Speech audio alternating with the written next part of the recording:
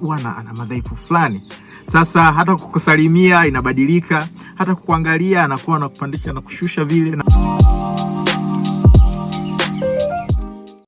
Sasa katika uongozi wa taasisi nafikiri hata kwenye zote binafsi na za serikali, kuna kipindi ambapo zile sheria na taratibu za kawaida zinakuwa hazina nguvu tena ya kumlazimisha au kumsukuma mtu afanye kazi. Yani tuchukue mfano, labda taasisi nyingi unafanya kazi mpaka Ijumaa, na saa 9 labda mfano unatakiwa wewe umeshamaliza kazi, umetoka kazini. Okay.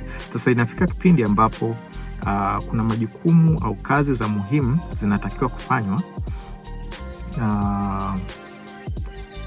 kwa extra time,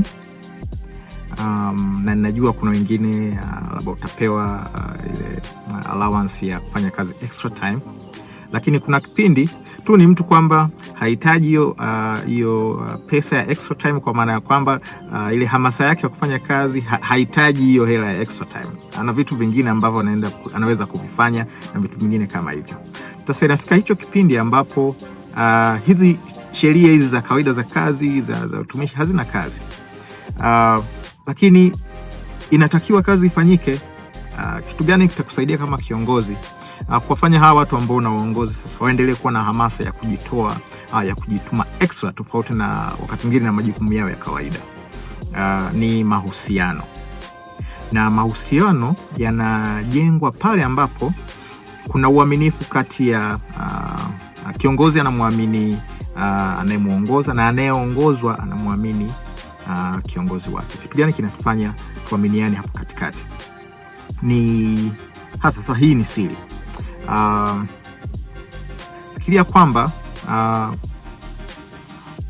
kiongozi wako anafahamu kwamba una madhaifu fulani, labda nisemeje,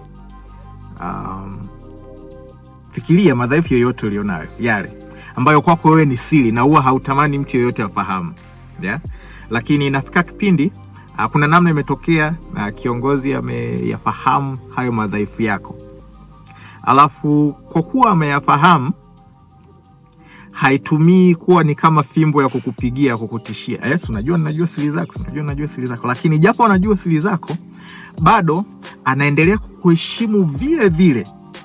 Habadilishi namna anavyokutazama. Unajua kuna yale mambo mtu akikujua kwamba huyu ana madhaifu fulani, sasa hata kukusalimia inabadilika, hata kukuangalia anakuwa anakupandisha na kushusha vile na vitu kama hivyo. Lakini kiongozi anafahamu hizo siri zako ambazo huwa hautamani mtu yote afahamu, lakini hafanyi namna yoyote ya kudhalilisha au kuitumia hayo madhaifu yako kama fimbo ya kukusukuma, ya kukuexploit.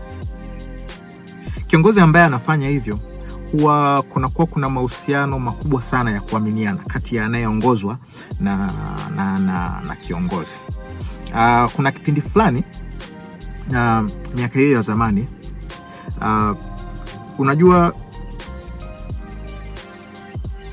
ikifika kipindi ambapo unaweza ukawa wazi, usifiche chochote, ukasema chochote kiwe cha utani wa aje, alafu na hautachukuliwa kama kuna mjinga anasema nini, huwa inasaidia sana hiyo kujenga mahusiano kati ya kiongozi na anayeongozwa. Na wakati mwingine hata marafiki. Watu wanakuwa marafiki ni kwa sababu kuna baadhi ya vitu mtu anaweza akawa wazi, yani hajisikii kuhukumiwa akifanya. Na hii ndio imesaidia sana kujenga mahusiano makubwa, hata pale inapotokea kwamba kuna kazi inatakiwa kufanyika. Kuna kazi inatakiwa kufanyika na kigezo cha hiyo kazi kufanyika kinaenda zaidi ya malipo, zaidi ya vitu vingine kama hivyo. Hicho kipindi cha mahusiano mazuri mlionao kati ya wewe kiongozi na unayeongoza, huwa inasaidia sana kusave the day. Nakumbuka my great friendship na rafiki yangu mmoja anaitwa James Payovela. Nakumbuka the day tulitumiana meme vile vichekesho, Sasa nikamtumia hiyo meme ambayo japokuwa nilituma, nilikuwa najua sijui atanielewaje James, kwa sababu ya kabla kulikuwa kuna hali fulani tunachukuliana, sasa nimeleta utani wa namna hii inakuaje? Sasa yeye alinijibu kwa kichekesho ambacho kilikuwa ni zaidi ya kile ambacho nilituma mimi. Nilicheka sana.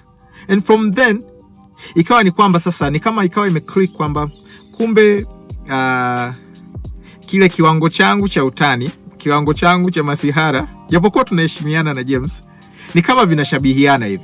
Kwa kama vile vinashabihiana, basi tunaweza hata tukazungumza mambo mengine ya serious, kwa sababu hata kwenye mambo haya mengine ya utani bado tunashabihiana. Sasa hiyo imeenda extra, imetoka kwenye mambo ya siri, lakini wakati mwingine imeenda kwenye mambo ya utani, na ni hivyo ambavyo huwa vinasaidia kujenga mahusiano. Sasa niambie hapo kwenye comments, wewe ilikuwaje ukawa na mahusiano ya kuaminiana sana kwanza na bosi wako? Alafu pili, ilikuwaje ukawa na mahusiano ya kuaminiana sana na rafiki yako wa zamani sana? Inawezekana wa chuo, wa shule ya msingi. Niambie hapo kwenye comments. Asante sana.